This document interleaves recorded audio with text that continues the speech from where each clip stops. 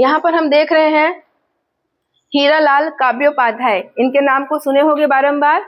यहाँ से क्वेश्चन कई बार आए हुए हैं, बहुत ज्यादा इम्पोर्टेंट है इनका नाम। इनका नाम क्यों इम्पोर्टेंट है? क्योंकि ये छत्तीसगढ़ के पहले व्याकरणाचार्य कहे जाते हैं, जो जिन्होंने व्याकरण की रचना की है। अगर छत्तीसगढ़ में किसी ने व्याकरण की रचना की है तो वह हो जाएंगे छत्तीसगढ़ के हीरालाल काव्योपाध्याय। हमने शुरू में ही वन लाइनर में ही देख लिया था छत्तीसगढ़ में प्रथम वाले में कि छत्तीसगढ़ का व्याकरणाचार्य किसे कहा जाता है।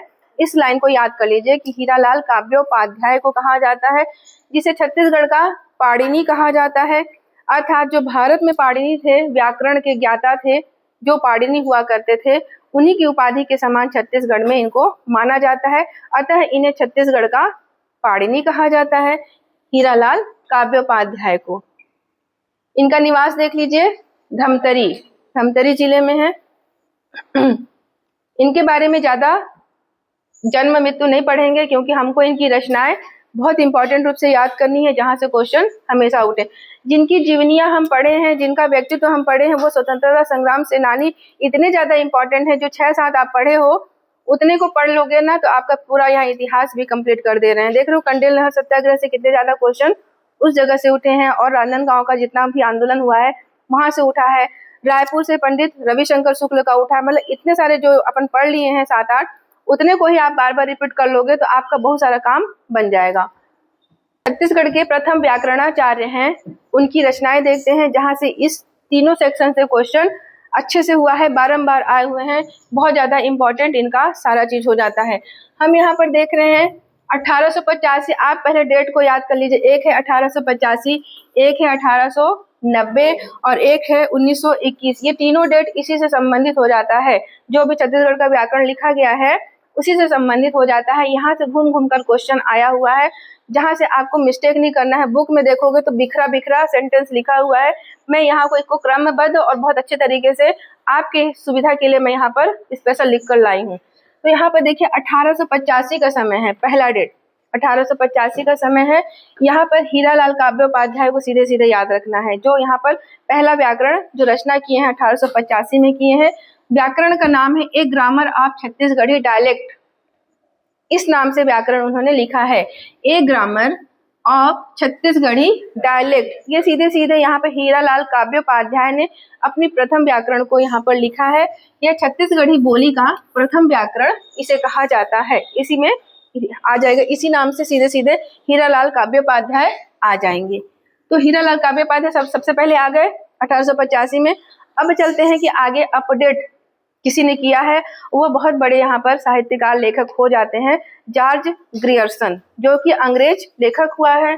अंग्रेज लेखक जो रहे जॉर्ज ग्रियर्सन, वह भी छत्तीसगढ़ के साहित्य के इतिहास में बहुत बड़ा भूमिका रखते हैं।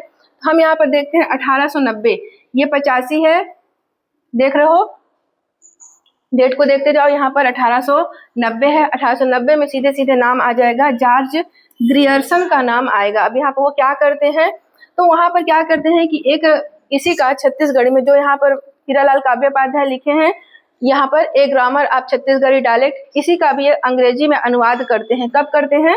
1890 में करते हैं।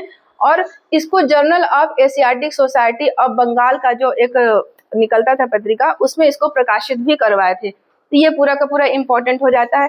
लेकिन अब ये इनकी रचना क्या है जो इन्होंने अंग्रेजी में अनुवाद करके लिखी थी, तो a grammar of the dialect of Chhattisgarh in the central provinces, CP जिसको बोला जाता है, उसी को लास्ट में जोड़ दिए हैं यहाँ पर सीपी। तो यहाँ पर इतना को भी आपको याद रखना है, लास्ट तक पूरा ये रचनाएं याद होनी चाहिए। A grammar of the dialect Chhattisgarh, यहाँ पर जो इतना तक तो आ रहा है ऊपर से, तो a grammar of the dialect of Chhattisgarh in the central provinces, इस नाम से इन्होंने छत्तीसगढ़ का व्याकरण लिखा है, लेकिन अंग्रेजी में उसको अनुवाद किया है। इसी का अनुवाद है यह, 1890 में किए हैं। यह सेंटेंस याद रहेगा पूरा। इसको क्रम में बहुत अच्छे तरीके से यहाँ पर जमा के लिखा गया है, ताकि आपको एकदम अच्छे से इसका क्रम याद हो जाए कि कब क्या हो रहा है। अब यही देखिए, ये अंग्रेजी में अनुवाद है, और इसको Journal of Asiatic Society of Bengal का जो अंक प्रकाशित होता था, उसमें बाकायदे इसका प्रकाशन किया गया है। यह भी बहुत इंपॉर्टेंट है। अब इसमें आगे चलते हैं कि आगे इसी पर क्या हुआ था। तो 1921 का समय है, यहाँ पर लोचन प्रसाद पांडे आ जाते हैं। तो मतलब इस व्याकरण से देखिए 3 लोग जुड़ गए, तीनों से क्वेश्चन है।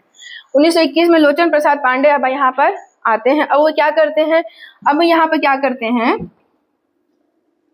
लोचन प्रसाद पांडे क्या करते हैं कि इसी को फिर से अपने हिसाब से फिर व्याकरण लिखते हैं। तो a grammar of the Chhattisgarhi dialect of eastern Hindi, eastern Hindi के नाम से यहाँ पर यह ग्रामर दोबारा लिखते हैं। तो मतलब इस व्याकरण से 3 लोग जुड़ गए।